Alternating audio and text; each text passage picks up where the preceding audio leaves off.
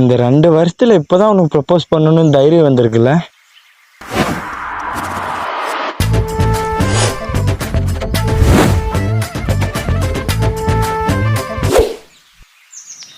வந்துட்டா பாரு.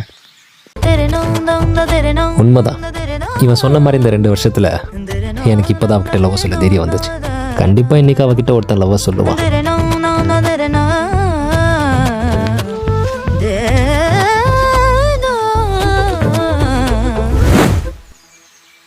ஆனா அது நான் இல்லை. உங்கள் பின்னாடி நாய் மாதிரி 2 வாரமாக சுற்றிட்டு இருக்கேன். ஹாய், லவ் யூங்க. என்னை பற்றி உனக்கு என்ன தெரியும்? எனக்கு என்ன பிடிக்கும், எனக்கு என்ன பிடிக்காது, எதுவுமே தெரியாதுல்ல? தெரியாது.